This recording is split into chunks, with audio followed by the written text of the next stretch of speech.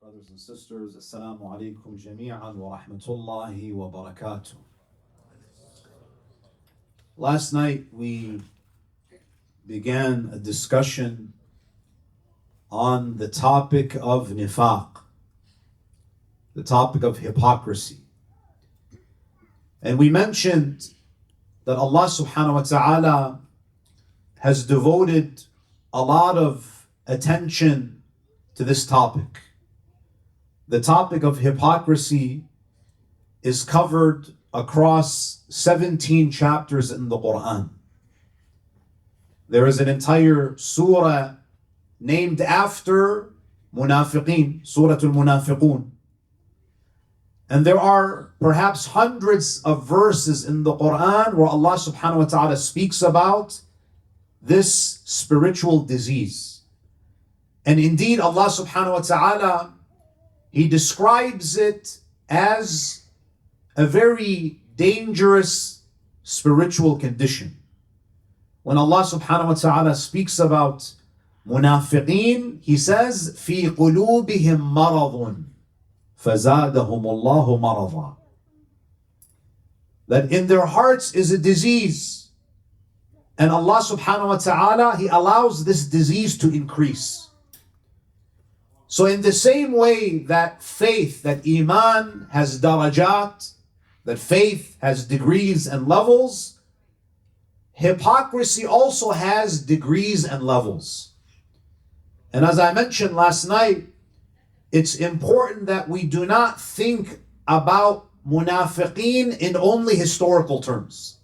We should not assume that whenever Allah subhanahu wa ta'ala speaks about the hypocrites, that He's only speaking about people in the past. When Allah speaks about nifaq, He is speaking about a spiritual condition that each and every one of us is susceptible to. The seeds of nifaq can grow in each and every one of us. Now what I want to look at tonight is some of the Qur'anic descriptions of munafiqeen. Not so you and I can use it to identify nifaq in others, but more importantly, we need to use these verses in the Qur'an as mirrors for us to reflect on ourselves, to evaluate whether you and I have remnants of these diseases in our hearts. Now, last night we mentioned that historically there were two types of munafiqeen. Last night we spoke about nifaq during the lifetime of the Prophet. And we said that there were some hypocrites who embraced Islam without having any intention of actually practicing the faith. They were kuffar, and their conversion to Islam was merely a tactic to weaken the believers. And therefore the Qur'an warns the Prophet that do not assume that everyone who embraces Islam is a believer. And this is why some scholars have said that we have strict apostasy laws, that one of the reasons why the apostasy laws in Islam were so strict was to prevent munafiqeen from embracing Islam and then leaving the faith in large numbers. Because this was a strategy to demoralize the believers. You know, imagine you have 2,000 people, they convert to Islam in Medina. And then the next day, what do? They all decide to abandon Islam. This could weaken the morale of the believers. So there were individuals who were enemies of Islam, and their conversion was simply to sow division and cause fitna among the believers. And Allah subhanahu wa ta'ala mentions them. وَإِذَا لَقُوا الَّذِينَ آمَنُوا قَالُوا آمَنَّا. In Surah Al-Baqarah, Allah says that when they meet the believers, they say, we believe, we're one of you. وَإِذَا خَلَوْا إِلَى شَيَاطِينِهِمْ قالوا إنا معكم. When they meet with shayateen, and shayateen can be jinn and human beings. There are some humans who are devilish. When they meet with shayateen, they say what? Inna ma'akum, innama nahnu mustahzi'un. We were just mocking the believers. We're really with you. So this is one category of munafiqeen. Now, the majority of the munafiqeen are from the second category, which we're going to speak about tonight. And that is, there are some people who embraced Islam because they were genuinely attracted to the message. There was something about Islam that resonated with them. Its advocacy for racial equality, its emphasis on economic justice, its rejection of idol worship. There was something that attracted them. But what happened? They gradually started to lose their conviction. They embraced Islam, but they were not able to build their faith, to cultivate their faith. So gradually, they started to lose their iman because of the things that they used to do. The disease of hypocrisy started to grow in their hearts. Now, we mentioned that hypocrisy, nifaq, is a disease. And like any disease, it can grow. It can get worse. It can become more advanced. Now the question is, does the Quran speak to us about the levels of nifaq? Because nifaq has degrees. You have a full-fledged munafiq who is very advanced in their nifaq, and then you might have someone who has some of the seeds of nifaq. So when we speak about nifaq, nifaq is not just one level. In the same way that faith has different levels. If you look at the Quran, you find that Allah subhanahu wa ta'ala gives us descriptions of various levels of nifaq. And we have to be very careful as mu'mineen that we do not allow the seed of nifaq to grow in us without us realizing it. When we start to identify the various levels of nifaq, we can become more vigilant and proactive, and we can uproot nifaq from our hearts before it takes control, before it takes root. Now, when you look at the Quran, what you find is that one of the lowest level of nifaq, we'll begin there. What is the first sign of nifaq? Allah subhanahu wa ta'ala in the Quran, and this is a discussion that some of our ulama have had, they say that the first seed of nifaq is when your resolve as a mu'min is weakened. What does this mean? You see, as we said, there are people who embrace Islam. You know, sometimes there's something about the message that excites them, that attracts them.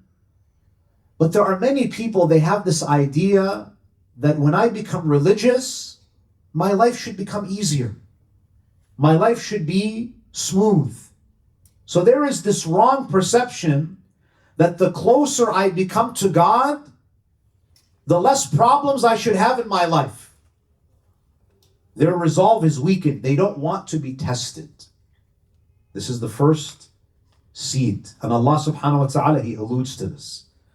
أحسب الناس, the beginning of Surah Al-Ankabut. أحسب الناس أن يتركوا أن يقولوا آمنا وهم لا يفتنون. Do the people think that they will just claim to have faith without Allah trying them, without Allah testing them? So the first level of nifaq is what? That when you become a person who thinks that religion is enough to just proclaim, that religion should not inconvenience my life. This is the first level, where my religiosity, my devotion to God, should not create any sort of inconvenience in my life. It shouldn't demand any type of sacrifice. Allah, He calls out this level of nifaq. أَحَسِبَ النَّاسُ أَن يُتْرَكُوا أن يقولوا آمنا وهم لا يفتنون ولقد فتنا الذين من قبلهم. How could you have this idea? Don't you see that we have tried those who came before you?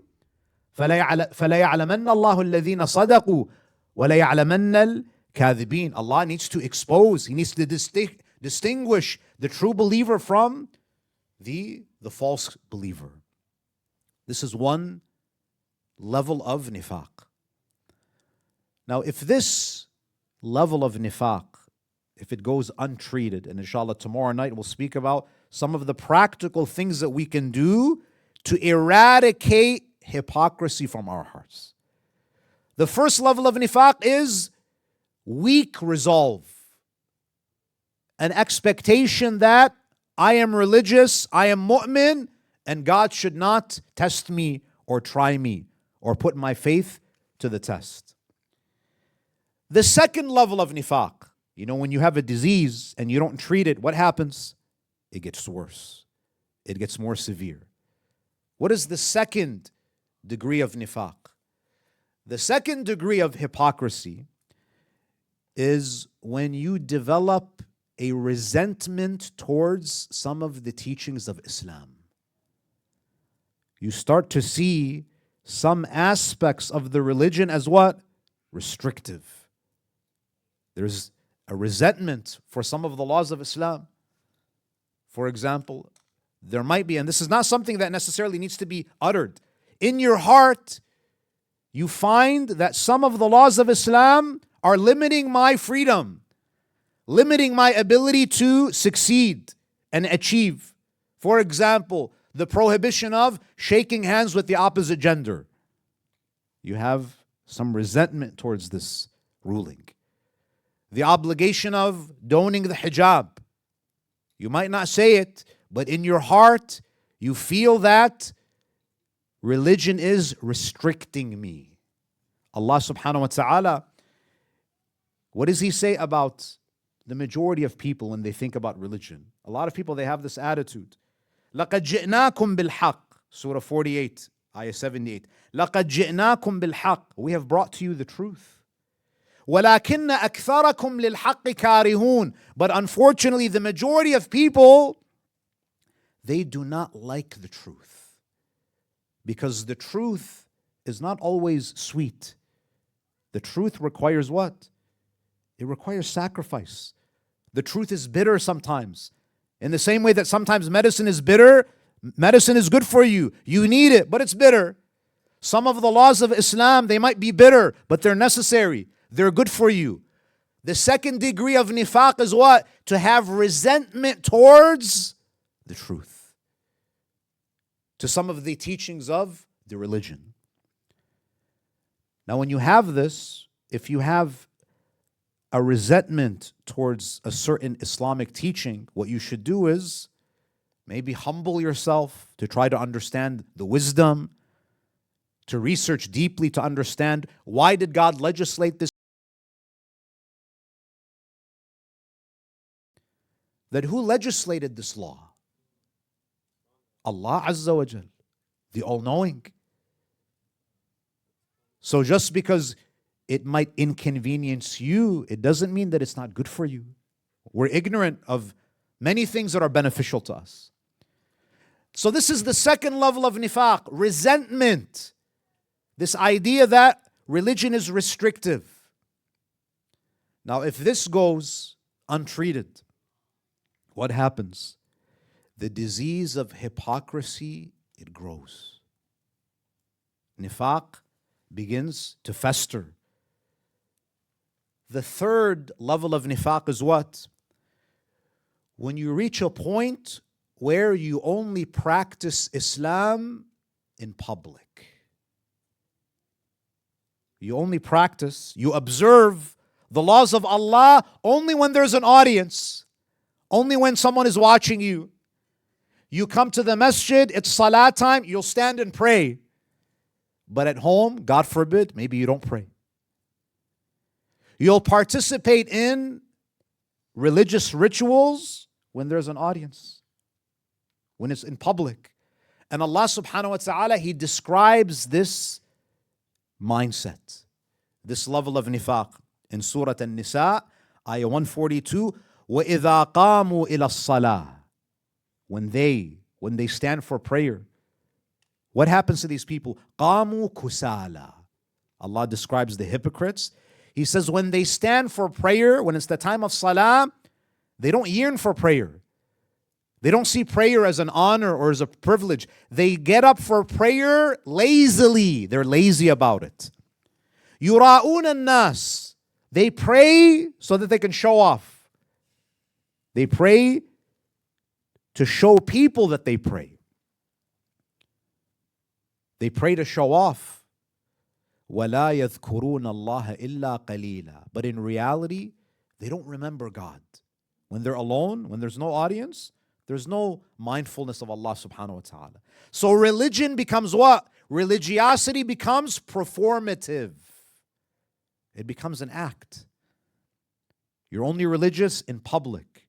You only do tasbih when you come to the Husayniyah, when you come to the Masjid. At home, there's no tasbih. When you have an audience in qunut, you recite the best dua. At home, qunut is mustahab. You skip qunut.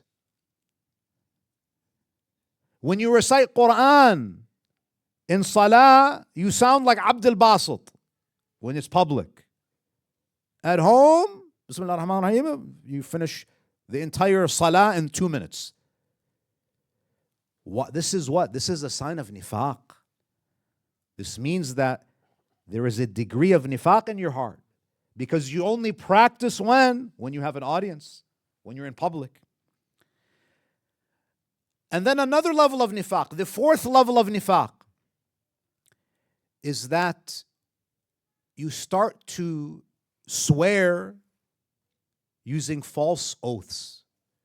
You bring the name of Allah subhanahu wa ta'ala because now you want to emphasize this idea that I'm religious, and you're willing to even lie in the name of God about how religious you are, how faithful you are.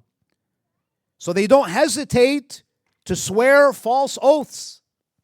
Allah subhanahu wa ta'ala in Surah At-Tawbah, Surah 9, Ayah 95, سَيَحْلِفُونَ بِاللَّهِ لَكُمْ Allah describes the hypocrites.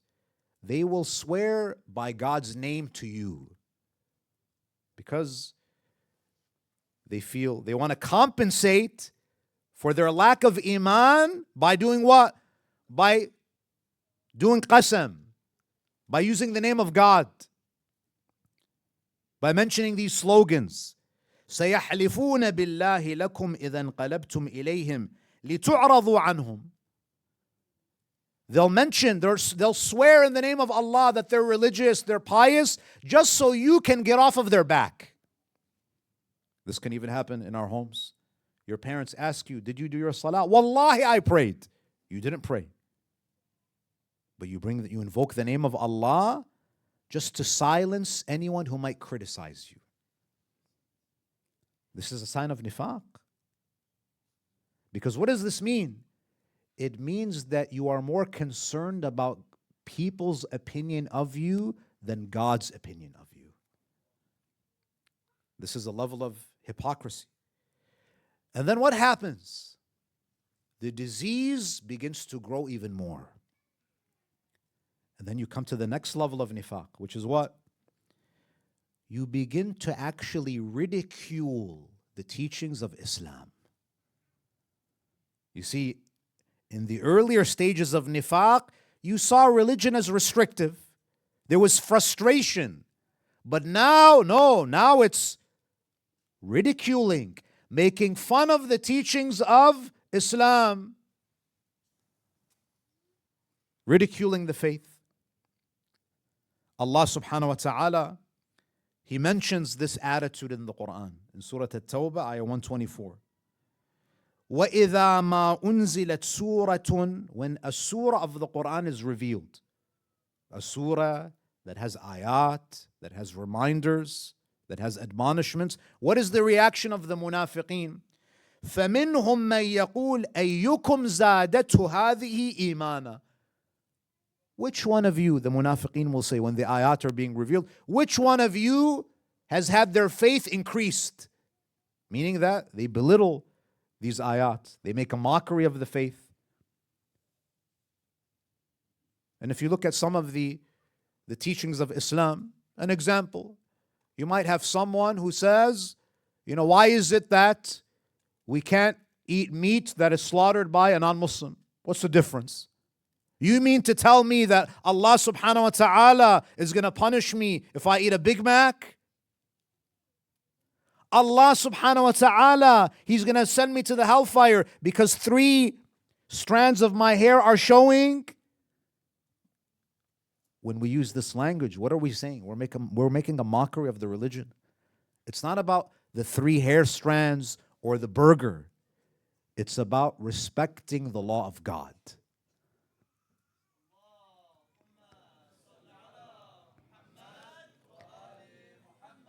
And people who use this logic, what I say to them is that when you apply for a job and you fill out the application, and let's say that you missed the part where you have to fill out your name.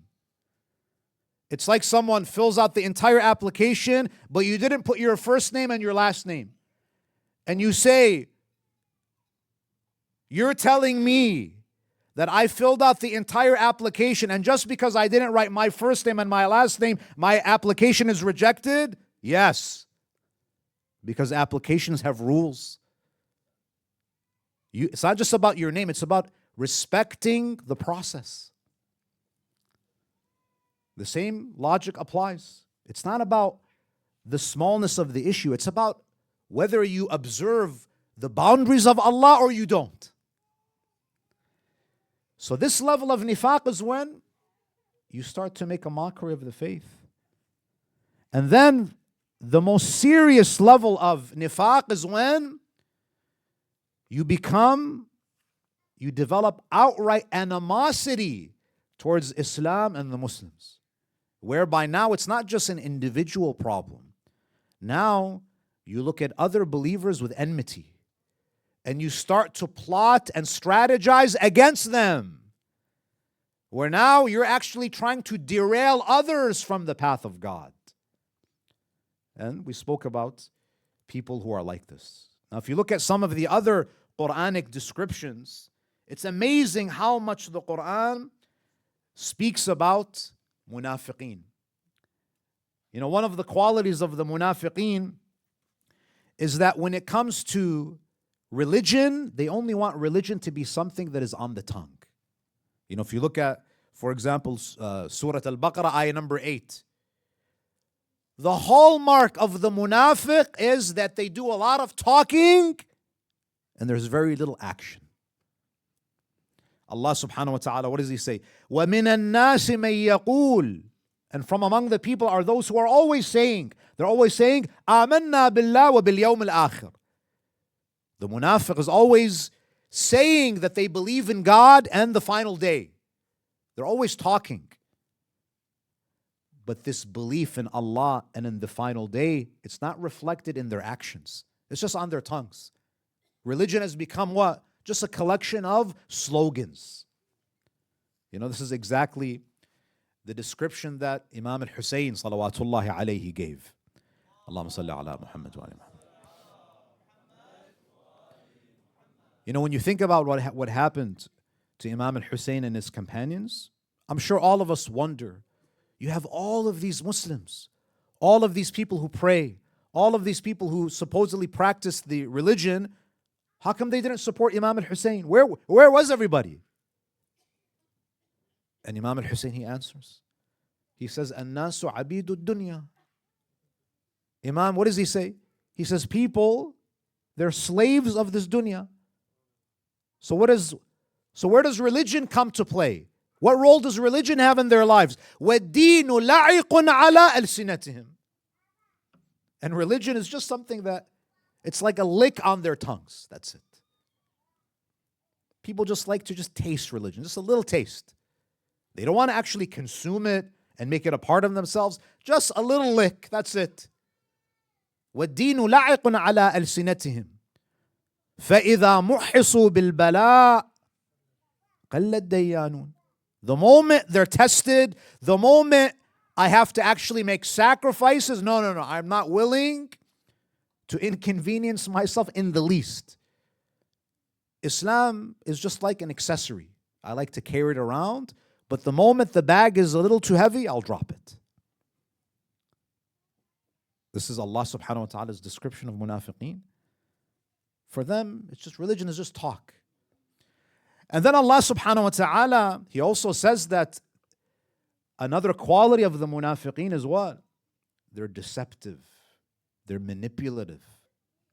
Allah subhanahu wa ta'ala in Surah 9, in Surah Al-Baqarah, verse 9, what does He say about the quality, the characteristics of the hypocrites? He says, يُخَادِعُونَ اللَّهَ وَالَّذِينَ آمَنُوا وَمَا يَخْدَعُونَ إِلَّا أَنفُسَهُمْ وَمَا يَشْعُرُونَ. The munafiq has this intellectual arrogance. They try to deceive God and the believers. They look at religious people as just a bunch of simpletons. Naive, that I am so smart that I can outmaneuver these naive believers. I'll give you a real life example. Sometimes you have someone, he wants to marry a Muslim girl, and he's not Muslim. So he wants to convert. And I love when these guys, they come to me especially. Why do you want to convert? I said, forget the girl. There's no girl. Why do you want to convert? Oftentimes they don't have an answer. I'm interested in the religion. Okay, what interests you about the religion? You realize that you have to wake up at dawn? 1 month you can't eat and drink when the sun is out. It requires salat. What is so attractive to you about this religion? Because if you're converting to Islam because you want to marry the girl, you'll divorce Islam when you divorce the girl. You think that religion is a game? That I'm just going to say I'm Muslim just so I can marry the girl. You're trying to fool Allah. You're trying to fool God. So a munafiq is someone who has this deceptive nature, manipulative. They have this idea that I'm smarter than everybody. Everyone is a fool and I can outmaneuver them. This is a quality of a munafiq. They're not honest. They're deceptive. They're manipulative. Another quality of the munafiqeen is that they are exclusivists. It's very interesting. If you look at Surah Al-Munafiqun, Allah subhanahu wa ta'ala, He mentions one of the things that Abdullah ibn Ubay, he said. And as we mentioned last night, Abdullah ibn Ubay was the most notorious munafiq in the lifetime of the Prophet. He was supposed to be the king of Yathrib before the Hijrah. Rasulullah arrives and he's demoted for life. He had a grudge. In the battle of Bani Mustaliq, one of the battles of Islam in the 5th year after the Hijrah, the Muslims went out. Without going into too much detail, a fight broke out between the Muhajirin and the Ansar. Who are the Muhajirin? The Muhajirin are those Muslims who left their homes and they settled in Medina. They were basically like the refugee population. The Ansar are who? They are the residents of Medina. Abdullah ibn Ubay, he's from the Ansar. So he used to look down on these refugees, if we want to use that term.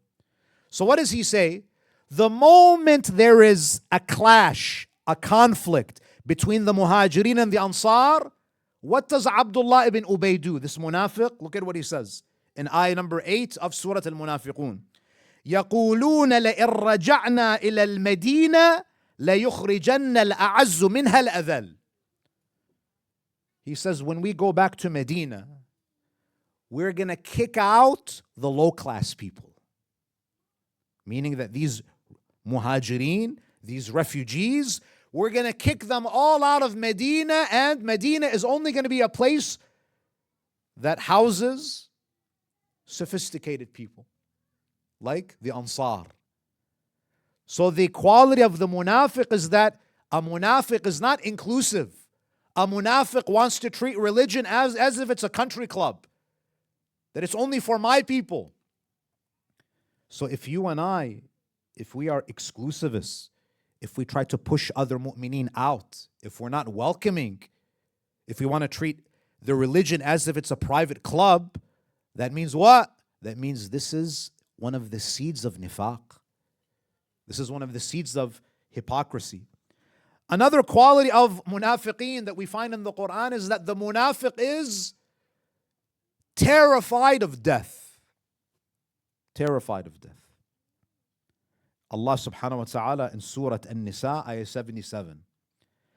فَلَمَّا كُتِبَ عَلَيْهِمُ الْقِتَالِ. When fighting was prescribed for them. You know, some of these guys, they thought, okay, we'll become Muslim. We just have to pretend to pray and maybe, fast. But now they have to go and fight. They have to go to the battlefields. فَلَمَّا كُتِبَ عَلَيْهِمُ الْقِتَالِ. When fighting became prescribed upon them, إِذَا فَرِيقٌ مِّنْهُمْ يَخْشَوْنَ النَّاسَ كَخَشْيَةِ اللَّهِ أَوْ أَشَدَّ خَشْيَةً. When the Prophet tells the residents of Medina, especially the men, okay, we have to mobilize, we have to go fight this army, the munafiqeen. They are more afraid of the men that they're going to be fighting in the battlefield. They're more afraid of the men than they are of God. They're terrified of death. Why? Because they don't have real faith. One of the signs of Iman is that a mu'min should see death as actually a positive experience. Because death is returning to who? Returning to Allah, returning to the one who's the most merciful. So having this irrational fear of death, this is one of the signs of the munafiqeen. Another quality of the munafiqeen is that they are colluding and they form alliances with the enemies of Islam. Allah subhanahu wa ta'ala, these secret alliances, they're treacherous. In Surah 47, ayah 26, what does Allah say? ذَلِكَ بِأَنَّهُمْ, speaking about the hypocrites. قَالُوا لِلَّذِينَ كَرِهُوا مَا نَزَّلَ اللَّهِ. These munafiqeen, they go to the people who despise what God has revealed. They go to the disbelievers, the enemies of Islam. What do they say?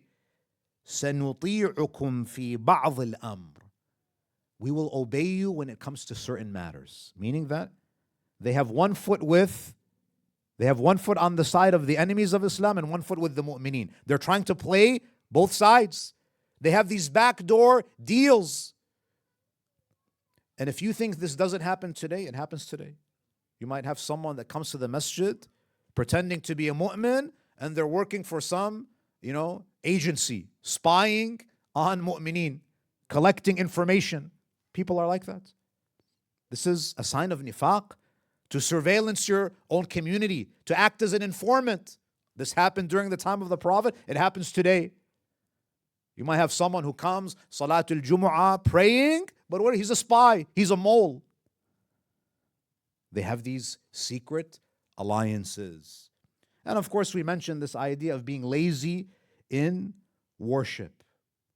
Now, there are many, many descriptions, but what I want to mention very briefly is, how are we supposed to deal and interact with munafiqeen? Because Allah, what does He say to the Prophet? Jahid al-kuffar wal-munafiqeen. Ya ayyuhan nabi, jahid al-kuffar wal-munafiqeen. Strive against them. Neutralize their influence. Now, if you identify someone, if someone has some of the qualities of a munafiq, what are you supposed to do? The brother said, run away. Amir al-Mu'mineen, in his wasiyah to Kumail, he actually gives him advice on how to deal with someone. And of course, we have to be very careful. We can't be quick to just label this person as munafiq, or someone is yawning in salah, he's a munafiq. وَإِذَا قَامُوا إِلَى الصَّلَاةِ قَامُوا كُسَالَى. We have to be careful. We have to make 70 excuses before we assign these labels to people. As I said, these ayat are more about evaluating ourselves. But let's say that there's someone whose nifaq has been established. What do? Amir al-Mu'mineen, he says to Kumail. And Kumail, he was one of those very fortunate companions who used to get a private audience with Amir al-Mu'mineen. Imam used to speak to him privately, intimately. He used to give him very valuable advice. Amir al-Mu'mineen, he says, Ya Kumail, O Kumail, جانب المنافقين ولا تصاحب الخائنين. He says, O Kumail, avoid the company of the hypocrites. If you can avoid them, that is best. Notice the Imam doesn't say confront them, fight them, clash with them, because they're munafiqeen. In the eyes of many, they're mu'min. If you fight against them, you're going to damage your own reputation. So the Imam says, avoid them. You see, a mu'min has to conserve his energy. Your energy, your time is limited. You should be very selective about how you use your time and energy. Ahlul Bayt don't want us to pick a fight with everybody. As the saying goes, you don't need to die on every hill. Imam says, Janib al-munafiqin. Avoid them. Someone is munafiq, keep your distance. وَلَا تُصَاحِبِ الْخَائِنِينَ. Do not befriend, do not take as a companion someone who is kha'in, someone who is treacherous. Because if this person has betrayed others, your day is going to come. He's going to also betray you one day. And then what does the Imam say? He says, Ya Kumail, إِيَّاكَ وَالتَّطَرُّقِ إِلَىٰ أَبْوَابِ الظَّالِمِينَ. Imam, he says, beware of approaching the doors of the oppressors. You should not be knocking on the doors of zalimeen. And this is something that should make us appreciate our own ulama. If you look at our maraja, you look at Sayyid al-Sistani, our maraja, you don't find them knocking on the doors of this president and this prime minister and this king. It's the opposite. The kings and the presidents and the prime ministers, they're dying to get a meeting with our ulama. What does that tell you? Alhamdulillah, we're under the guidance of righteous scholars. So the Imam says, Ya Kumail, iyaka wattatarruqa ila abwab al-zalimin. Beware of approaching the doors of the oppressors. Wal-ikhtilat bihim. Do not mix with them, because you'll make yourself complicit. Wal-iktisab minhum. Do not earn a living by helping them. Do not acquire money from them. وَإِيَّاكَ أَن تُطِيعَهُمْ. And beware of obeying them. Do not be a pawn in the games of zalimeen. Don't volunteer your time and your service to them. وَأَن تَشْهَدَ فِي مَجَالِسِهِمْ. Do not even attend the gatherings of the oppressors and the tyrants. Because sometimes your presence can be used to legitimize them. Do not give them their photo ops. Do not attend their gatherings. بِمَا يُسْخِطُ اللَّهَ عَلَيْكَ. Because this would incur the wrath of Allah. You should not be strengthening the institutions of dhulm. And then he says, and this is what I want you to pay attention to. يَا كُمَيْلْ إِذَا اضْطُرِرْتَ إِلَىٰ حُضُورِهِمْ. Sometimes you might not have a choice. Sometimes you are forced to be in the company of a zalim. Sometimes you are compelled and coerced into being in the presence of a munafiq. What do? Because sometimes you don't have the option. Sometimes circumstances, the situation forces you to sit with a zalim, to sit with a hypocrite. What should you do? What does Amir al-Mu'mineen say? فَدَاوِمْ ذِكْرَ اللَّهِ تَعَالَى وَالتَّوَكُّلْ عَلَيْهِ. When you're in the presence of a zalim, when you're in the presence of a hypocrite, a munafiq, you're sitting with people who have diseases in their hearts. So Amir al-Mu'mineen, what does he say? The best way to immunize yourself so that you do not catch that disease is to constantly remember Allah subhanahu wa ta'ala. This will protect you. And then what does the Imam alayhi salam say? He says, وَاسْتَعِذْ بِاللَّهِ مِنْ شَرِّهِمْ. This is the moment where to yourself, where you should say, أعوذ بالله من الشيطان الرجيم. You should isti'adha, seek refuge with Allah subhanahu wa ta'ala. It's a dua. You're asking Allah for His protection from the evil plots and the scheming of these people. وَاتْرُكْ عَنْهُمْ. And even if you're in their gathering, try to avoid them. Don't engage them directly. Try to be as aloof as possible in that gathering. وَأَنْكِرْ بِقَلْبِكَ فِعْلَهُمْ. When you're sitting with ظالمين and you're forced to be there, if you're sitting with munafiqeen and you're compelled to be in that gathering, check your heart and always make sure that your heart renounces what they do. This is a level of nahi anil munkar that is wajib aini. Al-inkar al-qalbi. It's mandatory. Tell yourself that you denounce, you refuse this. This is how you protect the purity of your heart. And then what does the Imam say? He says, وَاجْهَرْ بِتَعْظِيمِ اللَّهِ تَعَالَى. When you're in that gathering, proclaim the greatness of Allah out loud. Do tasbih out loud. Mention Allah's name out loud. Alhamdulillah, Subhanallah, Tabarakallah. Glorify Allah out loud. Why? لِتُسْمِعَهُمْ. So that they can hear you. Let them hear the name of Allah. Let them hear the name of God. Why? فَإِنَّهُمْ يَهَابُوكَ وَتُكْفَى شَرُّهُمْ. When you're with corrupt people, if you mention the name of Allah out loud, Allah will put fear in their hearts. They'll be afraid of you. Yahabuk. They'll be careful around you. Allah subhanahu wa ta'ala, He'll give you this protective aura. Yahabuk, and Allah will protect you from their evil.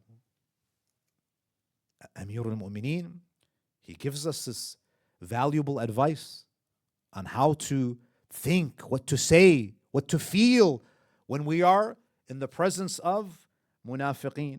And I'll end with this narration from Al-Imam Ja'far al-Sadiq salawatullahi alayhi.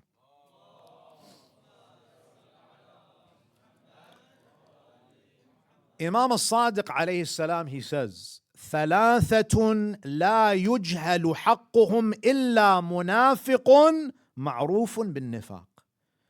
There are three types of people whose rights are not respected by the munafiq. Only a munafiq is ignorant of the rights of these three. Who are these three groups? ذو الشيبة في الإسلام. ذو الشيبة في الإسلام means someone who has gray hair, who has spent a lifetime practicing Islam. You know, in Islam, in our tradition, we have immense respect for someone who has grown old in the service of God and His Messenger.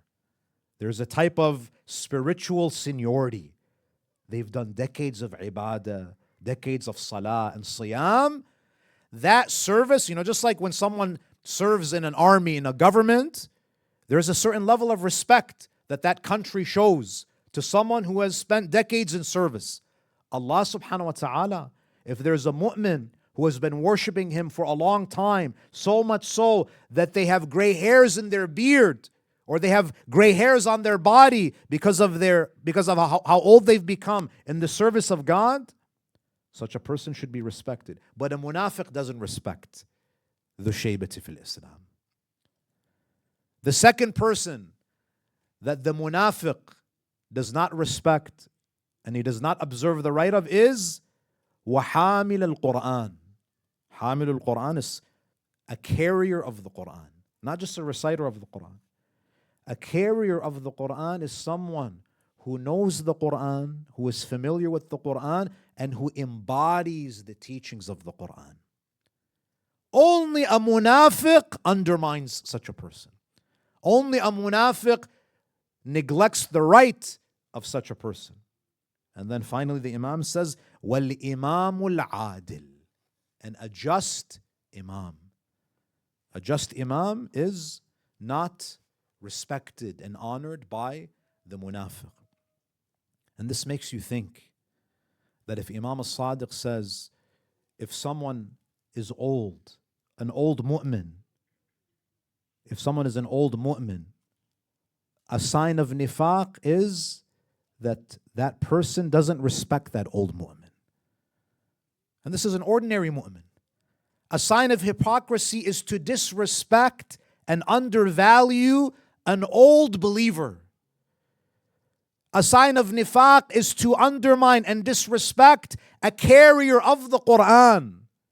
A sign of nifaq is to disrespect a just leader. How about if that gray beard is the beard of Amir al-Mu'mineen? How about if that carrier of the Qur'an is not just a carrier of the Qur'an? Imagine that person is the embodiment of the Qur'an itself, al-Qur'an al-Natiq. When we speak about al-Imam al-Adil, who is more adil than Amir al-Mu'mineen? That's why last night we said that the Prophet, he gave us a very accurate indicator of nifaq. And that is the one who harbors enmity towards Amir al-Mu'mineen. No matter how much you try to conceal your nifaq, no matter how good you are at covering your tracks, the best litmus test is your relationship to the commander of the faithful, Amir al-Mu'mineen. And that's why after the death of the Prophet, even people like Jabir ibn Abdullah al-Ansari, he says, we used to be able to easily identify the mu'min from the munafiq. After the death of the Prophet, we simply see what is this person's relationship to Amir al-Mu'mineen. And that's why in these nights of Fatimiyyah, Fatimiyyah al-Zahra alayhi salam, she was the first defender of Amir al-Mu'mineen. The first advocate for the wilayah of Amir al-Mu'mineen. And she paid the ultimate price for this loyalty. And we're not talking about loyalty to a husband. This is loyalty to Allah subhanahu wa ta'ala and His Messenger. This is loyalty to the legacy of the Prophet. Fatimiyyah al-Zahra alayhi salam, after her home was ambushed, after her house was desecrated by the munafiqeen after the death of the Prophet, Fatima alayhi salam, she knew that her days were numbered.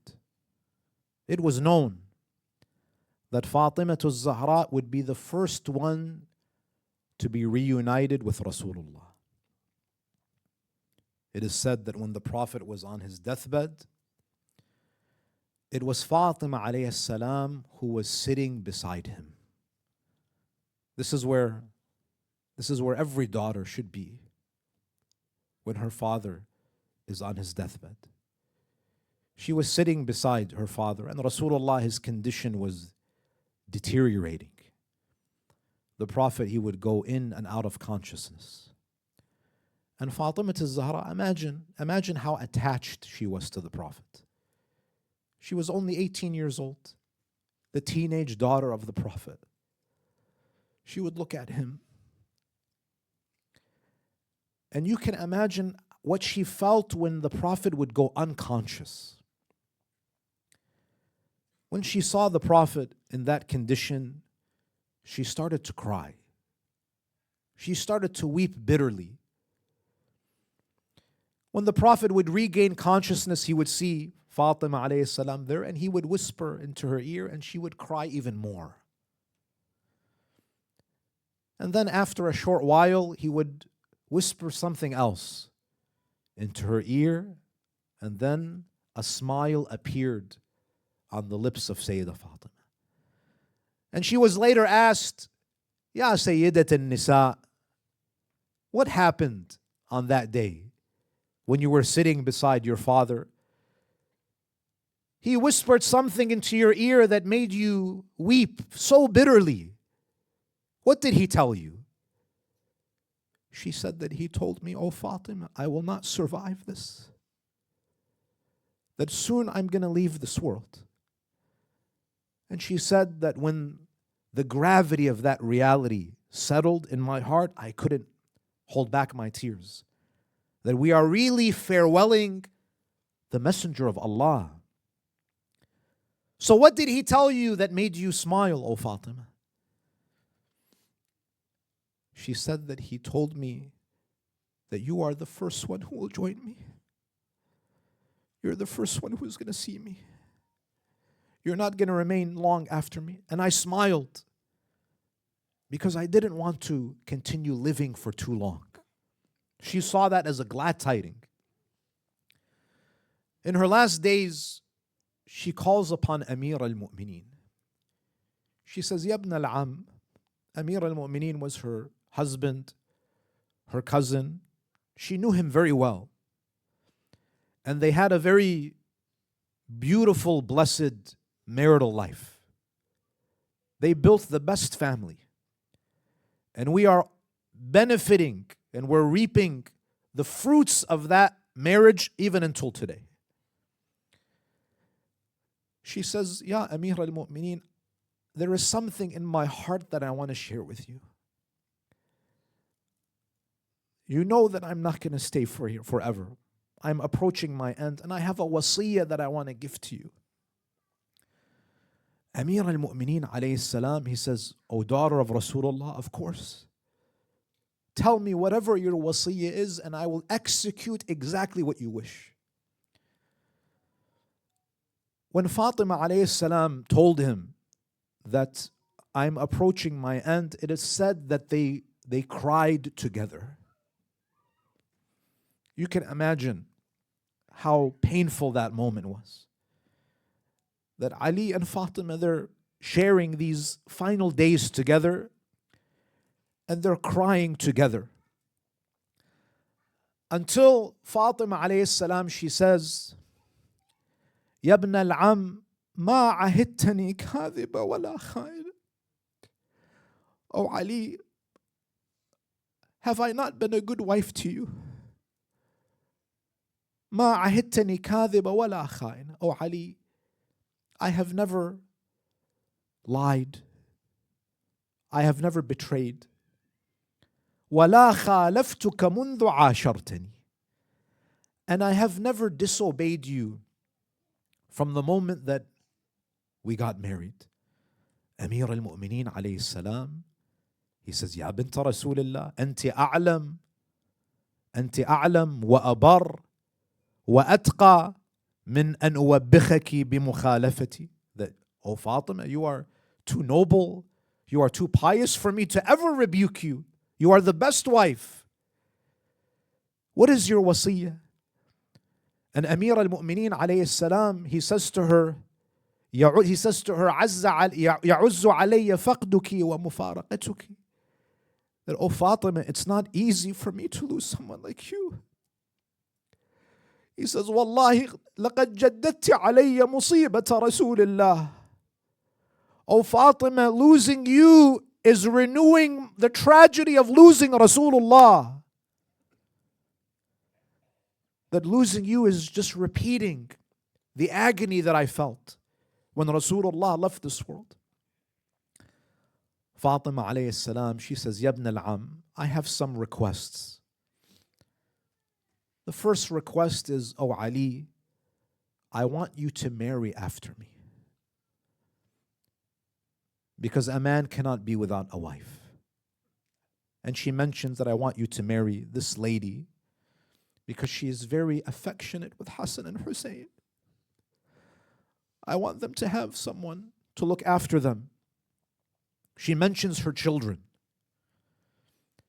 And she says, number two, "Oh Ali, I do not want any of my oppressors to attend my janazah. I don't want any of them to come to my funeral. I don't want any one of them to come pray over me. وادفني ليلا إذا هدأت الأصوات ونامت العيون. And I want you to bury me at night, O Ali. وادفني في الليل إذا هدأت الأصوات ونامت العيون. I want you to bury me at night. وعفي موضع قبري. And I want you to conceal the location of my grave. وتعهد قبري بتلاوة القرآن. And after you bury me, O Ali, I want you to come to my grave. And I want you to recite the Qur'an. I want you to recite Surah Yasin, Surah Safat. فإن الميت يأنس إذا قرئ عنده القرآن. Because the dead, the deceased, feels comfort when the Qur'an is recited. Amir al-Mu'mineen alayhi salam, he says, I will execute the wasiyah as you wish. On the last day of the life of Sayyidah Fatima, she calls upon Hassan and Hussein. She bathes them. She spends an intimate day with them. She clothes them. This is the last time that she's going to spend with Hassan and Hussein. And after she washes them, she says to them, اخرجا خلف أبيكما علي للمسجد. She tells them, go follow your father Ali to the masjid. They go, they follow Amir al-Mu'mineen. Fatimiyyah al-Zahra is now at home. Who is with her? Asma is with her. She came to look after Fatimiyyah al-Zahra. Fatimiyyah al-Zahra, she says, Ya Asma, I have not performed my nawafil. I haven't performed my extra recommended prayers. I'm going to go into my room to do my nawafil. If you hear my recitation, know that I'm fine. But if you suddenly hear a silence, call upon me. If I answer you, know that I am fine, I'm okay. But if you call upon me and I don't respond, know that I have been reunited with my father. She goes into her hujra, she goes into her room, she's reciting her salah. Asma, she says, I could hear the recitation of Fatima. I could hear her beautiful tilawah. Her recitation was beautiful, so angelic. Until suddenly the recitation stopped. I called out, Ya Zahra, ya ma ajabt. I called out to her, Ya Zahra, there was no answer. Ya Sayyidat al-Nisa, ma ajabt. There was no answer once again. I called out again, Ya al-Hasan wal-Husayn. There was no answer. She says, I went into the room and I saw the lifeless body of Fatima. Fatima had returned to her Lord at that very moment. Hassan and Hussein, they returned to the house. The two young boys, the grandsons of Rasulullah.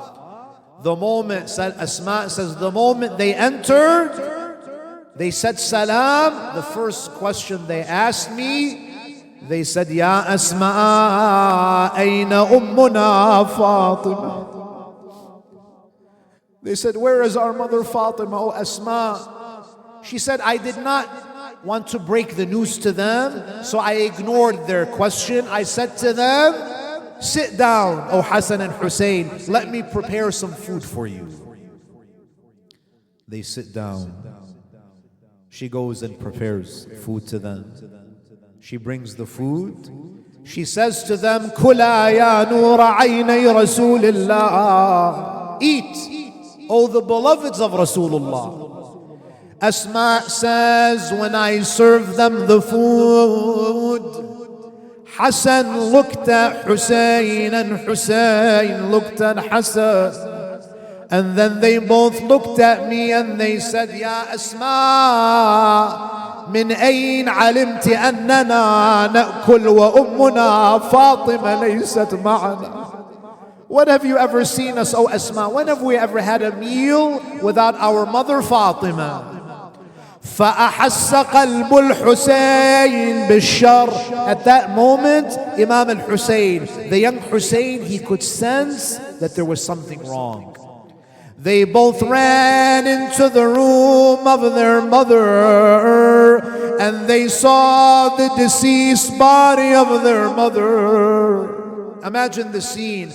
Imam al-Hassan, he throws himself on the chest of his mother.